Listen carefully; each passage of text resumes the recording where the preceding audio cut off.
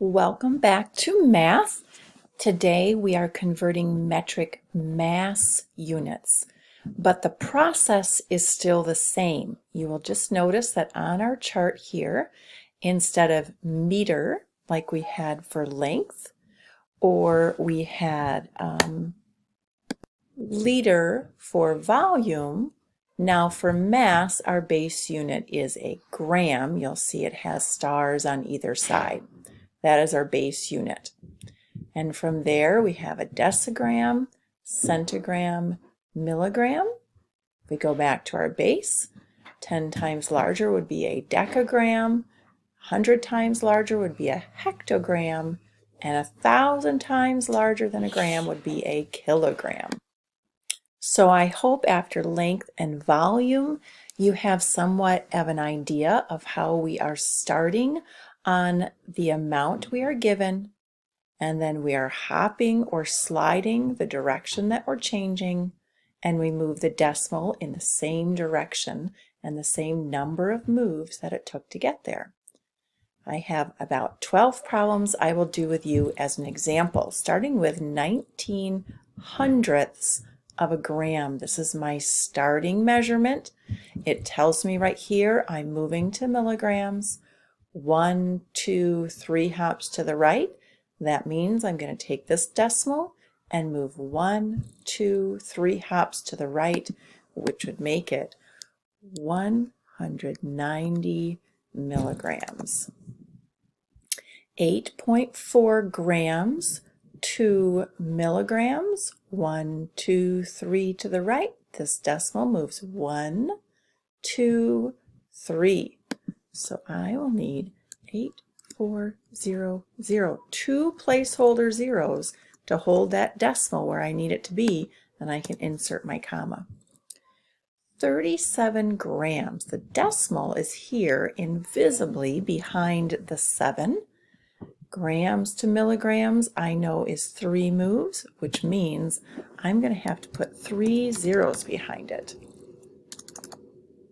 for 37,000 milligrams. Here's another example of 1 gram to milligrams, and we have the decimal has to move 1, 2, 3 to the left, or to the right, excuse me. So I put 3 zeros there as placeholders to move that decimal out where I need it to be. 6/10ths of a gram, 1, 2, 3 to milligram. This decimal moves 3 spaces, so 0. Actually, no, that will be 600, 600 milligrams. 3.3 grams, 1, 2, 3 moves to make it milligrams, so 3300, and I could insert, my comma right here. I believe we have a different conversion here. We start with grams, but this time we're moving the opposite direction to get to kilograms. 1, 2, 3 moves. So I will be taking my decimal from where it is, 3 moves to the left to match the moves I made on my conversion chart, leaving this answer as 0.997.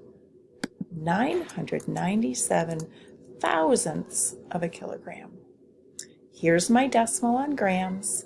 To move to kilograms is 3 moves to the left. So really this comma, I'm going to change that into my decimal point. Let's see, 5,000 grams to kilograms. That's a move of 3 on my chart. So my decimal moves from the back to the left 3. And it looks like one more time that decimal, that comma can become a decimal. Now I know from my study of decimals that these zeros behind it don't really mean anything behind a decimal. So I could leave my answer like this, or I could just make it 5 kilograms. And my bottom row, I have 34 kilograms to grams. So that's a move from kilograms, 1, 2, 3 to the right for grams. 1, 2, 3. I'm going to need to add 3 zeros. 1, 2, 3, 34,000 grams. 2 kilograms to grams. I will add 3 zeros behind that 2 to get 2,000 grams. And finally, I have 87 kilograms to grams. We move 3 spaces to the right, just like on my chart is 3 moves to the right. So I will have 87,000 grams. Remember, if you get stuck on your assignment on the next page, you can always come back to this video to watch some of these examples again, even if you only watch part of it. And on the next page, if you're watching this right now in the present mode, so it's full screen, you're going to want to take it out of present mode by pushing escape. Then you can zoom in on the paper and you can double click to find my text boxes and type your answers in.